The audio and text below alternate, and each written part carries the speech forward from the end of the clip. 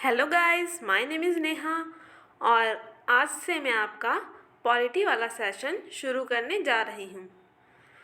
चाहे आप स्कूल में पढ़ते हो या किसी कॉलेज में पढ़ते हो, कहीं भी आप पढ़ते हो, लेकिन अगर आपके सब्जेक्ट्स में पॉलिटी भी शामिल है तो आपके लिए ये वीडियोस बहुत ही महत्वपूर्ण होने वाली है।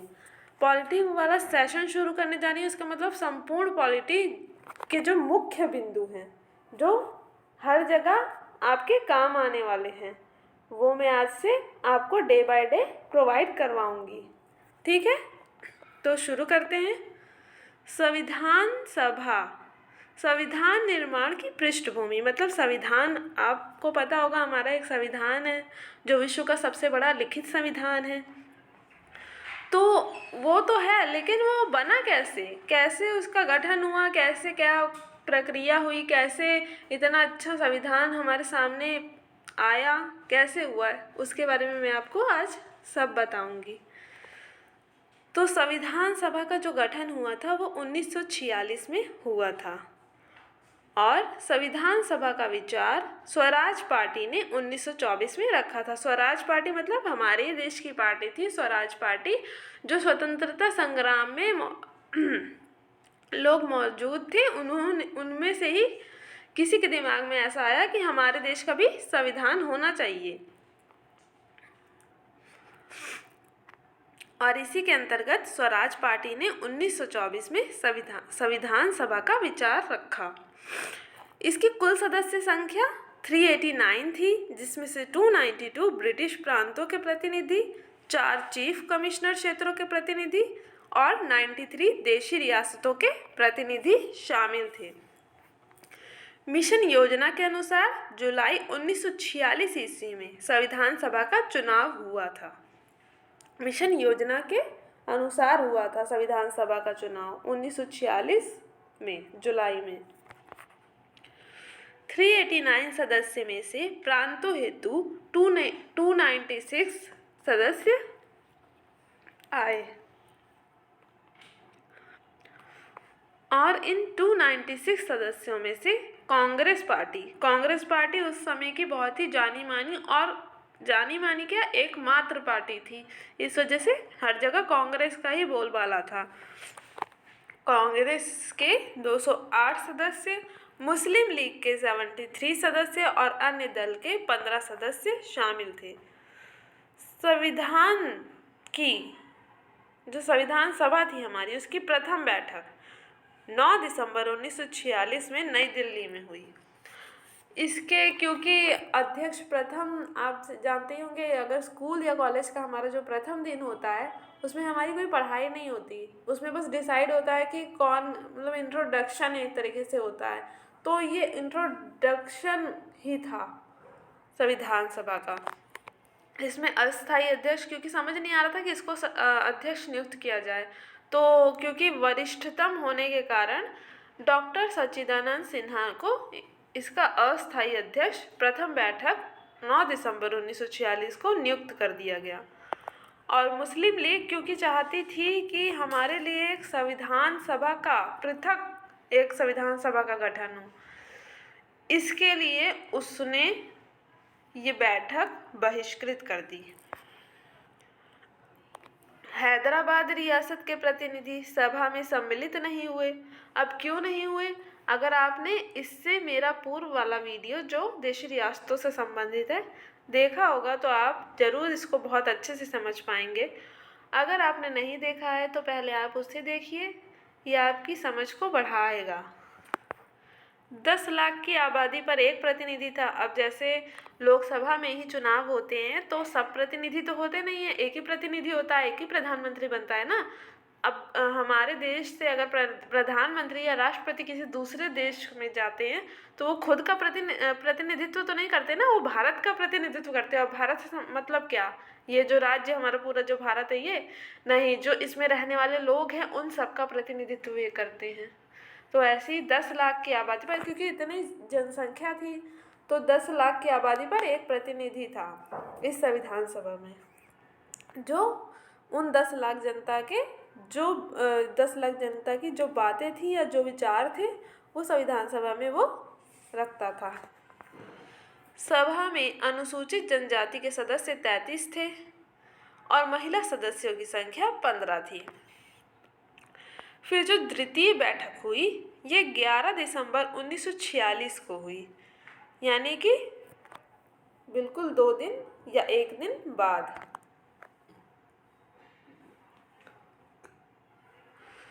स्थायी अध्यक्ष इसमें डॉक्टर राजेंद्र प्रसाद नियुक्त हुए। और फिर अगली बैठक जो तृतीय बैठक थी वो 13 दिसंबर 1946 में हुई, जिसमें जवाहरलाल नेहरू ने उद्देश्य प्रस्ताव पेश किया। और ये उद्देश्य प्रस्ताव जो था इसी में लगभग हमारी सारी प्रस्तावना, जो संविधान की प्रस्तावना है उसमें उसका सारा ब्यौरा दिया हुआ था। उद्देश्य प्रस्ताव का क्या अर्थ हुआ कि मतलब जो हमारा संविधान बन रहा है इसका उद्देश्य क्या है। बिना उद्देश्य के तो कोई काम होता नहीं है। क्यों? सही कह रही हूँ ना मैं? हम कोई काम करते हैं तो उसका कुछ ना कुछ उद्देश्य तो होता ही है ना। तो ऐसे ही संविधान इतनी बड़ी चीज़ बन रही थी, इतना समय लगना था, इतना दिमाग लगना था उसमें, तो बिना उद्देश्य के तो था नहीं। तो 13 दिसंबर को जवाहरलाल नेहरू ने उसके उद्देश्य प्रस्ताव को पेश किया, जिसमें संविधान निर्माण का उद्देश्य क्या है ये प्रकट किया गया था। अगर आप जानना चाहते हैं कि संविधान निर्माण का उद्देश्य क्या है तो पूरा संविधान पढ़ने से पहले प्रस्तावना आपको पढ़नी ज़्यादा आवश्यक है, क्योंकि उसमें ही वो सब मूल चीज़ें दी गई हैं जिसके जो अंदर विस्तारित रूप में दी गई है। संविधान सभा में अंबेडकर का पहली बार निर्वाचन बंगाल से हुआ और देश बंटवारे के बाद उनका निर्वाचन बॉम्बे से हुआ। बंगाल से हुआ और बाद में बॉम्बे से हुआ, क्योंकि आप जानते होंगे कि जो बंगाल है ये 2 भागों में बढ़ गया। बंगाल तो पहले पूरा बंगाल था ना, पूरा बंगाल मतलब पश्चिम बंगाल और बांग्लादेश मिलाकर टोटल वो पूरा बंगाल था। और जैसे ही देश विभाजन हुआ पाकिस्तान 2 भागों में बट गया। एक तो पूर्वी पाकिस्तान जो कि बांग्लादेश था और एक पश्चिमी पाकिस्तान जो वर्तमान में जहाँ पाकिस्तान स्थित है वही है। वो बंगाल 2 भागों में बट गया। इस कारण जो पूर्वी भाग था उसका वो बांग्लादेश बन गया और जो पश्चिमी भाग था वो हमारे देश का पश्चिम बंगाल बन गया। तो देश बंटवारे के बाद जो भीमराव अंबेडकर का निर्वाचन था वो बॉम्बे से हुआ। संविधान सभा का प्रथम वाचन 4 से 9 नवंबर 1948 को हुआ। प्रथम वाचन मतलब जो उस पर बहस या बातचीतें होनी थी वो 4 से 9 नवंबर के मध्य हुआ 1948 में। संविधान सभा का दूसरा वाचन 15 नवंबर 1948 से 17 अक्टूबर 1949 या 1949 को हुआ। ठीक, दूसरा वाचन कब से कब तक हुआ? 15 नवंबर 1948 से 17 अक्टूबर 1949 के मध्य। और संविधान सभा का तीसरा वाचन 14 नवंबर 1949 से 26 नवंबर 1949 के मध्य हुआ। संविधान का निर्माण काल, अब आप समझ ही सकते हैं, हम छोटा सा कोई काम करते हैं तो वो भी हमें इतना समय हम उसमें इतना समय लगा देते हैं कि कई बार तो सोचा ही नहीं जा सकता कि इस काम में भी इतना समय लग जाएगा। तो ये तो फिर भी संविधान निर्माण का काल था कि कितने टाइम में ये पूरा होगा, कितने टाइम में होगा। तो ये 2 वर्ष 11 माह 18 दिन में बनकर पूर्ण हुआ था।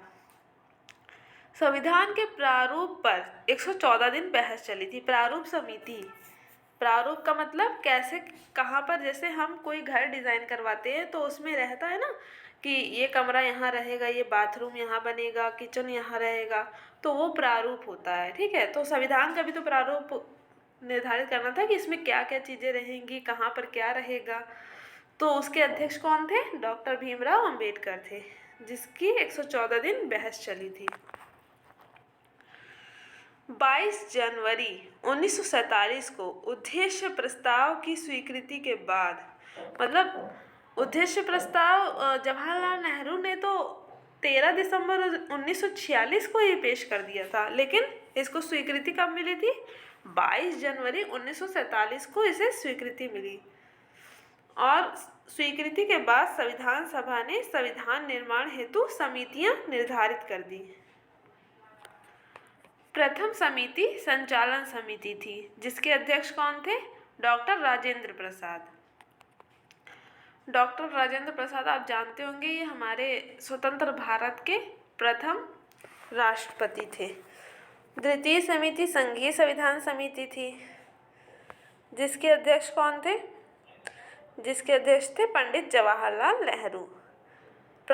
फिर तृतीय समिति प्रांतीय संविधान समिति थी, जिसके अध्यक्ष सरदार वल्लभ भाई पटेल थे। चतुर्थ समिति प्रारूप समिति थी, जिसके अध्यक्ष मैं आपको पहले ही बता चुकी हूँ, डॉक्टर भीमराव अंबेडकर थे। पांचवी समिति संघ शक्ति समिति थी, जिसके अध्यक्ष पंडित जवाहरलाल नेहरू थे। छठी समिति मौलिक अधिकार एवं अल्पसंख्यकों संबंधी परामर्श समिति थी, जिसके अध्यक्ष सरदार वल्लभ भाई पटेल थे।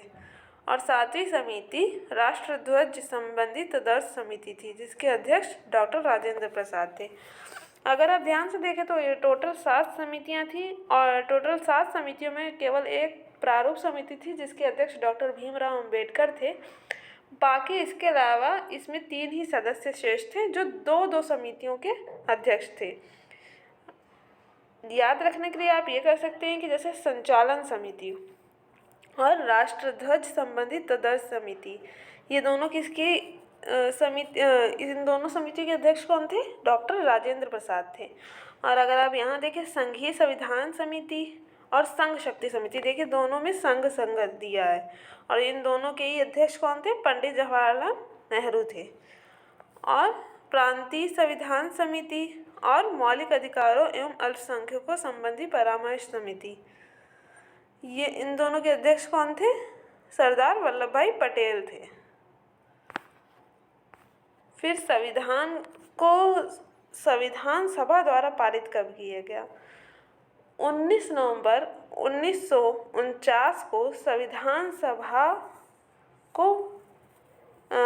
सभा ने संविधान को पारित कर दिया था। पारित कर दिया था का मतलब इसके कुछ भाग उस टाइम मतलब मान लिया गया था, लेकिन लागू अभी नहीं हुआ था। ठीक है। और 26 नवंबर 1949 को एक कुछ जो उसमें अनुच्छेद या उसके भाग थे वो लागू भी कर दिए गए थे, जैसे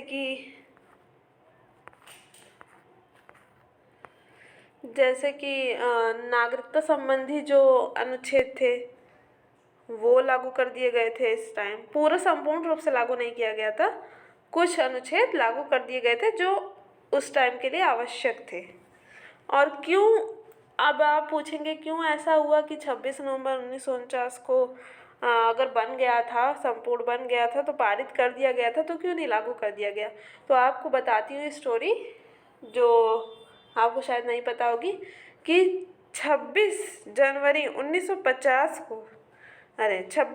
1930 को जो हमारे स्वतंत्रता सेनानी थे, उन्होंने स्वतंत्रता दिवस पूर्व में ही बना लिया था। और मना लिया था तो उन्होंने सोचा कि कहीं ऐसा ना हो कि बाद में आने वाले समय में पीढ़ियों कहीं भूल ना जाए कि हम पहले ही संविधान दिवस मना चुके थे, संविधान दिवस मतलब स्वतंत्रता दिवस मना चुके थे। तो इसलिए उन्होंने 2 माह का